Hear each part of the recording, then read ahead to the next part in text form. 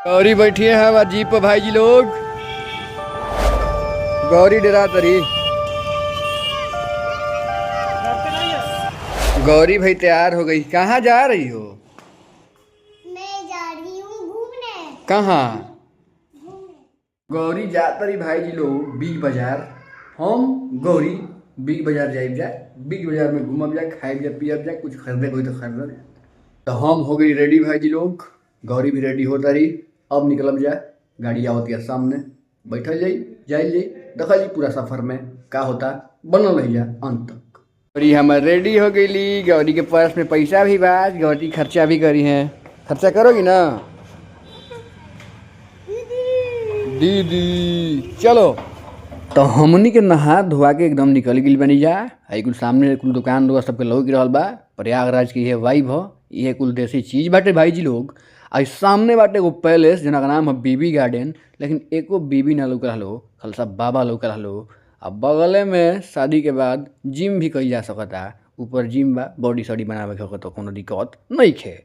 ई हटे चौराहा जहाँ शराब के ठेका भी बा, जवन की बिहार में बंद बा भाई जी लोग। आगे बढ़ला पर लौकल हम महिला थाना। अगर महिला के केहू हिलावता तो पुलिस थाना आके ओकरा के हिला दी। ऐसे सतर्क रहें, सावधान रहें।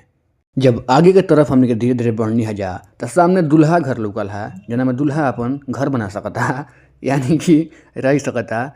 ऐसा कोनो बात नहीं है। इस सामने के पूरा सिविल लाइन के मार्केट है भाई जी लोग, जना में हर एक प्रकार के मॉल बा, सब कुछ बाटे। आई सब देखी कितना सजावट बढ़िया लागत है। जवा के कैंटाबिल के शोरूम बा, सब कुछ बा बाटे, सब कुछ अवेलेबल बा। जवा मैक्स बाटे। अब आगे बढ़ल जी तो बिग बाजार बाटे, वही में हमने के जाए के बाटे। तो साथे बनल रही जा आ देखत रही जा कि कैसन बाटे जाके वाइब, कैसन मार्केटिंग हो रहा बा, का बढ़िया लगता, का अंतर बाटे प्रयागराज में और बाकी के शहर में।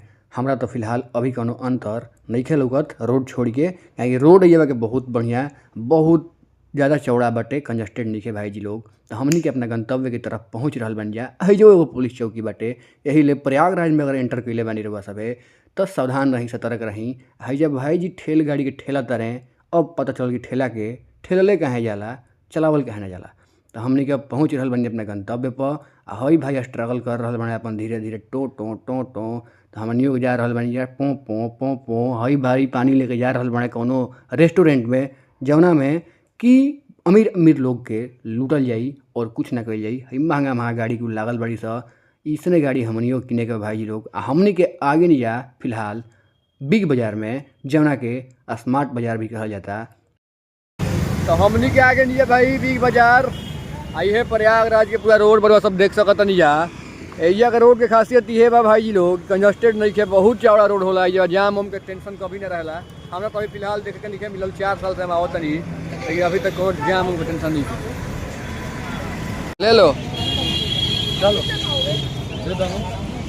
गौरी बैठी है हमारे जीप पर भाई जी लोग। बैठ जाओ।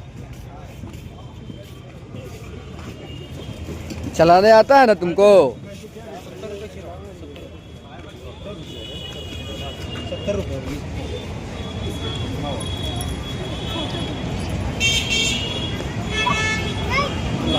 चलाओ चलाओ चलाओ चलाओ। चलाओ चलाओ। गौरी कहा तरी गिर जाऊंगी। देखो यहीं तो घूमो घूमो घूमो। गौरी डरा तरी। डरते नहीं है। बबल फुलाओ, बबल बबल फुलाओ ना, बबल फुलाओ।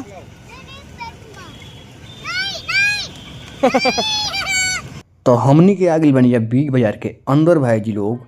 एजवा पीटर इंग्लैंड के भी शोरूम देखे के मिलल है, बढ़िया बढ़िया ब्रांड के शोरूम देखे के मिलल है। जब लिफ्ट से ऊपर चढ़नी है जा तब पता चलल है कि बिग बाजार अब स्मार्ट बाजार हो गई बा। ऐसे अब ग्राहक के भी स्मार्ट बने के पड़ी, बुद्धि लगावे के पड़ी। तो गौरी हमारा स्ट्रगल कर रहा बड़ी, चलावे के कोशिश कर रहा बड़ी। हो गया।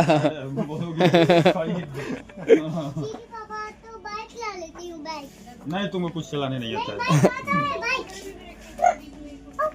गीत जाओगी लग जाएगा। हाँ तो चलो, हो गया। चलो इधर देखो। ये भी महंगा है। महंगा है। जो इसको पसंद नहीं आएगा बोलेगी कि महंगा है। नहीं यार ब्लैक वाला चाहिए। तो हमनी के मार्केटिंग हो गई भाई जी लोग। जीन्स ले रखना, जीन्स लिया गई। अब जाते जा बाहरी कुछ खाना पीना खाई जाई।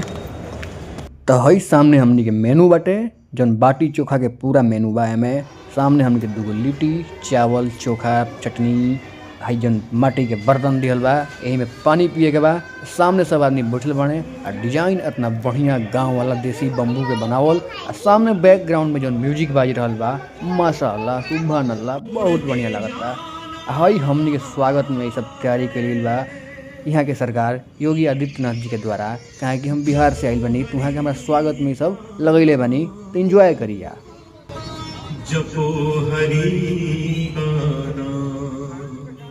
तो हमनी के आगे जब भाई जी लोग बिग बाजार से शॉपिंग करके लिट्टी चोखा भी खैनी है, जहाँ हमनी के बिहार के फेमस, क्या कि खूब सुंदर रेस्टोरेंट रहा, जहाँ पूरा वाइब विलेज वाला रहा, जो रेडीमेड बम्बू होला बाँस ओकरे बनावल रेस्टोरेंट रहा पूरा।